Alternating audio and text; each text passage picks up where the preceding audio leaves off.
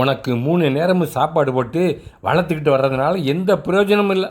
தினமும் கோழி குஞ்சல் காணாமல் போய்கிட்டே இருக்குது.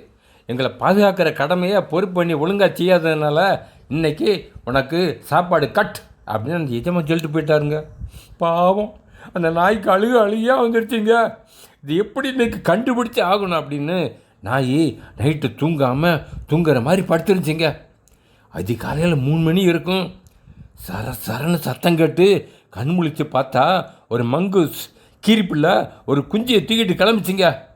அவ்வளவுதான், நாய் ஒரே பாய்ச்சலாக பாய்ந்து அந்த கீரிப்பிள்ளையை கவ்வி கடித்து கொன்னே போட்டுருச்சிங்க. காலையில் எஜமா வந்து பார்த்தாரு, ரொம்ப சந்தோஷப்பட்டாருங்க. நாயை தடவி கொடுத்து வெரி குட், இன்றைக்கி உனக்கு ஸ்பெஷல் சாப்பாடுன்னு மட்டன் சாப்பாடு கொடுத்தாருங்க. நாய் ரொம்ப ஹாப்பியாக சாப்பிடுச்சிங்க. ஆமாங்க, நம்ம ஒவ்வொருவருக்கும் கொடுக்கப்பட்டுள்ள கடமைகளையும் பொறுப்புகளையும் கவனமாக செஞ்சிடணுங்க, இல்லைன்னா தண்டனை உண்டு. எபிரேயர் 2:2 எந்த செய்கைக்கும் கீழ்ப்படியாமைக்கும் நீதியான தண்டனை வரும்னு பைபிள் வான் பண்ணுது ஃப்ரெண்ட்ஸ். பை.